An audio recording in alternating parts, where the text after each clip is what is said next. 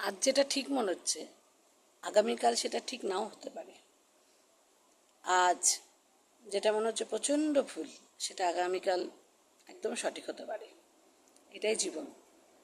আবার অনেক সময় মনে হয় কিছুই ভাল লাগছে না, আবার অনেক সময় বিনা কারণে ভীষণ ভালো লাগে। এটাই হয়তো বাস্তব জীবন, আর এটাকে মেনেই আমাদের চলতে হয়। আজ আমরা সবাই খুব মানসিকভাবে বিধ্বস্ত। সবাই খুব কি হবে, কি হতে চলেছে, এই টানাপোড়েনের মধ্যে জীবন কাটাচ্ছি।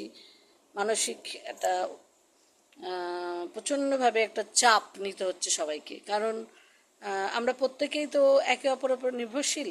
এবং পুরো সারা পৃথিবী, পুরো মানে মানুষ, মানে মানব জীবন একের পর এক একের পর এক একটা ঘটনার সঙ্গে এমনভাবে রিলেটেড হয়ে যাচ্ছে যে সবাইকে নাড়া দিয়ে যাচ্ছে সেটা। এবং সবাই কিছুটা হলেও আতঙ্কিত, কিছুটা হলেও চিন্তিত যে কি হবে এরপরে। যাই হোক না কেন আমাদের কিন্তু সেটা ফেস করতে হবে, লড়াই করতে হবে। সবাই সবার পাশে থাকতে হবে, একসাথে চলতে হবে। সবাইকে একসঙ্গে চলবো, একসঙ্গে থাকবো। কোনো কেউ পর না, কেউ ভুল না, আবার কেউ পুরোপুরি ঠিকও না। সবাই একসঙ্গে চলবো। চলো, আবার দেখা হবে। টাটা।